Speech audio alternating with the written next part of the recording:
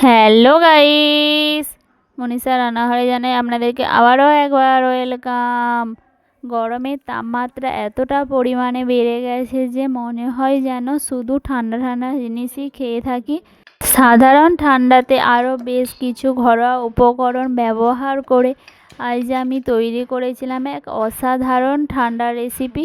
তো চলো তোমাদের সঙ্গে সেই রেসিপিটাই শেয়ার করি।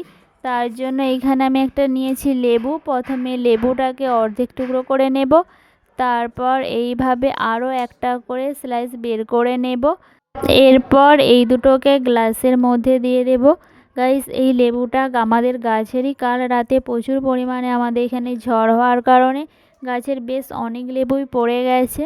শুধু গাছের লেবু নয়, চাষের জমিতে এত পরিমাণে প্রচুর ক্ষতি হয়েছে, মানে কি বলবো আর।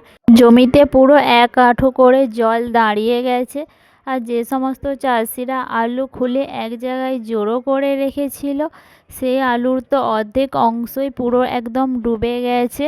তোমাদের সঙ্গেও কিন্তু সেই চাষের জমির ভিডিও আমি খুবই তাড়াতাড়ি শেয়ার করব। আর দেখুন গাইস, এইখানে আমার ক্যামেরাম্যান কিছু পুদিনা পাতার গাছ লাগিয়েছিল, দেখছি এখন ভালোই গজিয়েছে। তো এইখান থেকে কতগুলো ফ্রেশ পুদিনা পাতা তুলে নিয়েছিলাম।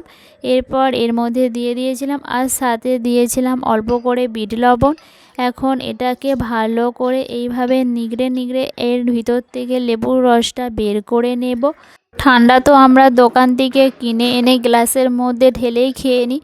আপনারা এইভাবে একটা গ্লাসের মধ্যে অল্প করে লেবু, বিট লবণ কিংবা পুদিনা পাতা অল্প করে দিয়ে এইভাবে একটু রসটা বের করে এর মধ্যে অল্প করে ঠান্ডা অ্যাড করবেন।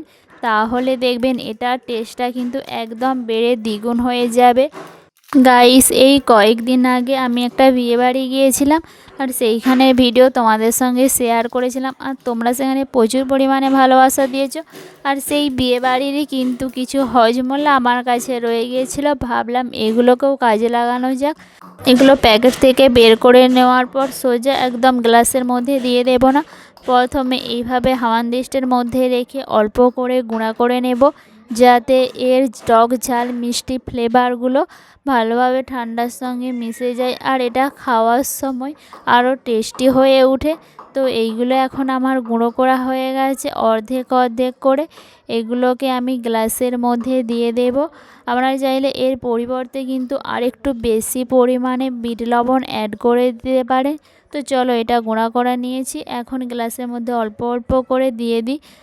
আর আমি একটা নিয়েছি থামস আপের বোতল। এটাকে দোকান থেকে আনার পর আমি বেশ অনেকক্ষণ ধরে ফ্রিজে রেখেছিলাম, তাই এর মধ্যে কিন্তু আমি কোনো রকমই বরফ অ্যাড করলাম না।